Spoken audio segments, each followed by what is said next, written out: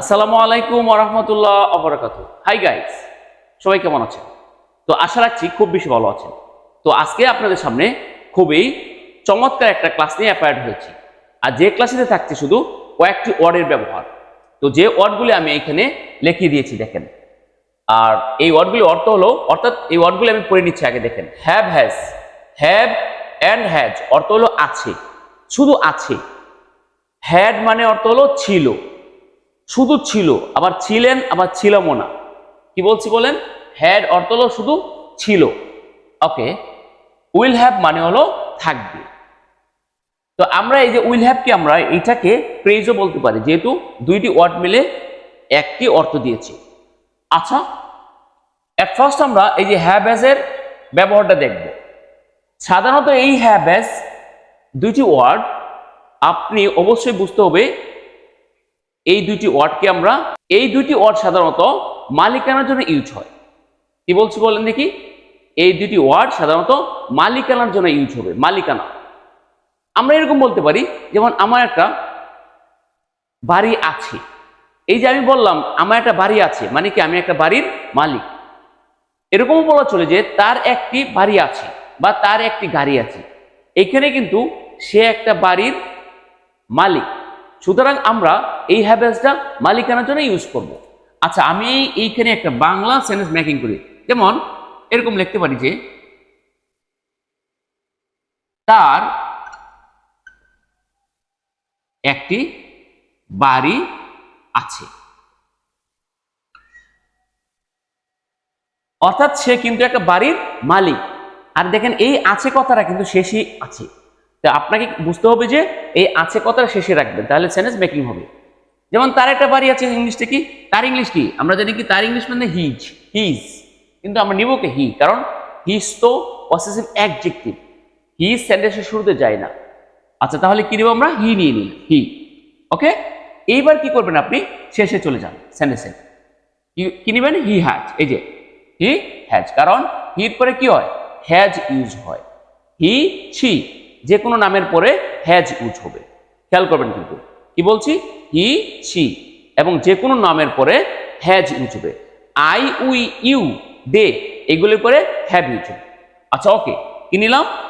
এই যে সাবজেক্ট নিয়ে নিলাম হি, অতপর আমরা শেষে গেলাম হ্যাজ।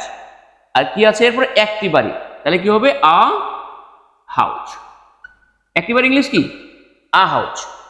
তাহলে অর্থ হলো কি? তার একটি বাড়ি আছে, অর্থাৎ সে একটা বাড়ির মালিক। আচ্ছা, আমরা এখানে একটা সেন্টেন্স মেকিং করে দেখেন, যেমন আমার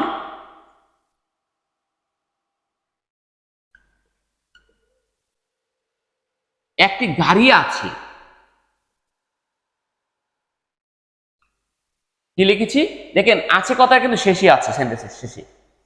আচ্ছা, তাহলে এখানে কি লিখছে? আমার একটা গাড়ি আছে। যদি বলি আপনাকে আমার একটা গাড়ি আছে, আর ইন্টারভিউ বোর্ডে কিন্তু এগুলি জিজ্ঞাসা করেই থাকে যে তোমার একটা বাড়ি আছে, তোমার একটা গাড়ি আছে। হ্যাঁ, এগুলি কিন্তু ইন্টারভিউ বোর্ডে জিজ্ঞাসা করে, সুতরাং আপনাকে এখনই প্রস্তুতি নিতে হবে। আচ্ছা দেখেন, আমার একটা গাড়ি আছে, ইংলিশ কি? তাহলে আমার ইংলিশ কি? মাই, কিন্তু নিতে হবে কি? আই। মাই তো সেন্টেন্সে শুধু যায় না, খেয়াল করতে হবে। যেমন মাই, হিজ, আওয়ার, দেয়ার এগুলি সেন্টেন্সে শুধু যায় না, কারণ কি? এগুলি পসেসিভ অ্যাডজেক্টিভ। আচ্ছা, কি নিতে হবে? আমার ইংলিশ কি নিব? এখানে আই নিয়ে নিব, আই।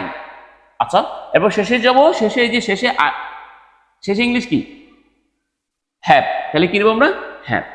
অর্থাৎ আছে ইংলিশ কিন্তু আমরা হ্যাভ নিয়ে নিলাম, কারণ হ্যাভ নিয়েছি এই জন্য আয়ের, আমি তো আগেই বলেছি আই, উই, ইউ, দে এগুলি পরে কি বলবে? হ্যাভ বসবে, একটু খেয়াল করবেন। ওকে, এরপরে কি? একটি গাড়ি, তাহলে কি? আ কার। গাড়ি ইংলিশ কি? কার, আ কার। তাহলে আমি বোঝাতে চাচ্ছি যে এই হ্যাভেজটা ইউজ হবে সাধারণত মালিকানার জন্য। হ্যাভেজ অর্থ কি? আছে, কিন্তু ইউজ হবে কোথায়? মালিকানার জন্য এই আছে কথাটা ইউজ হবে। আমার মনে হয় আপনি বুঝতে পেরেছেন। আমি আবারও বলছি, এই হ্যাভ হ্যাজ সাধারণত ইউজ হবে মালিকানা বোঝানোর জন্য। যখন আপনাকে ইন্টারভিউ জিজ্ঞাসা করবে, বলেন তোমার একটা গরু আছে, তখন আপনি কি বলবেন? তখন কিন্তু বলতে হবে ইউ হ্যাভ আ খাও। কেন? তোমার একটা গরু আছে। এই যে এইখানে যে হ্যাভটা ইউজ করলাম, এখানে মালিকানার জন্য ইউজ করেছি। ওকে, আমরা এবার এই হ্যাডের ইউজটা দেখাবো।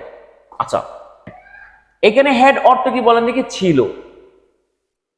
আর এই হ্যাড অর্থও কিন্তু ইউজ হবে মালিকানার জন্য, তবে সে মালিকানাটি অতীতের মালিকানা বোঝাবে। যেমন এরকম বলতে পারি যে তার একটি গাড়ি ছিল, এরকম বলি না আমরা, তার একটা গাড়ি ছিল, তার একটা বাড়ি ছিল, অথবা আমার একটা গাড়ি ছিল, আমার একটা বাড়ি ছিল। তো আমার একটা ঢাকাতে একটা চমৎকার বাড়ি ছিল। এই যে ছিল কথাটা আমি ইউজ করতেছি এইখানে, সেটা কিন্তু মালিকানার জন্য ইউজ করতেছি। দেখেন ছিল কিন্তু বিভিন্ন ক্ষেত্রে ইউজ হয়ে থাকে আমরা জানি, হ্যাঁ। বাট এই যে এই হ্যাড অর্থটা ছিল, এই ছিল অর্থটা আপনি শুধুমাত্র মালিকানার জন্য ইউজ করতে পারবেন, অন্য কোথাও জন্য ইউজ করতে পারবেন না। সুতরাং আমরা এখানে এই সেন্টেন্সটা ম্যাকিং করে দেখেন। তার ইংলিশ কি জানি? হিজ, কিন্তু লিখবো কি? হি। ওকে, হি। এরপরে কি লিখবো? শেষে যাবো, শেষে। এখানে ছিল আছে, ছিল ইংলিশ কি বলেন দেখি? হ্যাড। হি হ্যাড মানে তার ছিল, কি ছিল? আকার, এই যে আ ফর, তার একটা গাড়ি ছিল। এখন যদি বলি তার একটা বাড়ি ছিল, কি হবে? He had a house. এখানে বলি তার একটা লাল গরু ছিল, ইংলিশ কি হবে বলেন দেখি? He had a red cow. এইগুলি কিন্তু আমরা ইন্টারভিউতে এই যে অতীতের কথা জিজ্ঞাসা করে থাকি। এবার আমরা কি করব? এই যে উইল হ্যাভ এর ব্যবহারটা আমরা ইউজ করব। উইল হ্যাভ মানে থাকবে। কি লেখা আছে দেখেন দিকে? উইল হ্যাভ মানে থাকবে।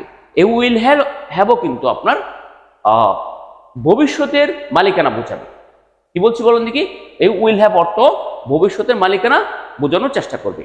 ওকে, দেখেন যেমন আমার একটা বাড়ি থাকবে, আমি যদি লিখি যে আমার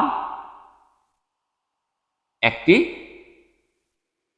বাড়ি থাকবে, অথবা আমার একটা গাড়ি থাকবে, সেটা কিন্তু ভবিষ্যতে হচ্ছে। কিন্তু যেমন তোমার একটা বাড়ি থাকবে, এই যে এইখানে থাকবে কথাটা হচ্ছে, সেটা কিন্তু ভবিষ্যতের জন্য ইউজ করতেছি। দেখেন তাহলে আমরা ইংলিশ কিভাবে লিখবো? যেমন আমার ইংলিশকে আই নিয়ে নেব, এবার উইল হ্যাভ দেবো শেষে। দেখেন will have, will have.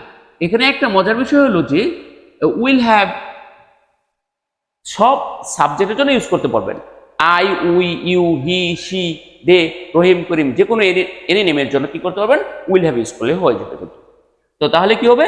I will have a house, আমার একটা বাড়ি থাকবে। তোমার একটা গাড়ি থাকবে, ইংলিশ কি? ইউ উইল হ্যাভ আ কার। ওকে, তাহলে বুঝতে পারলাম যে এই হ্যাভ হ্যাজ মানে আছে, হ্যাড অর্থ ছিল, উইল হ্যাভ মানে থাকবে। এই ওয়ার্ডগুলি সাধারণত মালিকানার জন্য ইউজ হয়ে থাকে। তো আমি আর আজকে সামনে এই ক্লাসটা লম্বা করতে চাচ্ছি না। তো যদি আমার এই ক্লাসটি আপনার কাছে ভালো লেগে থাকে, অবশ্যই ক্লাসটিতে একটা লাইক দিবেন।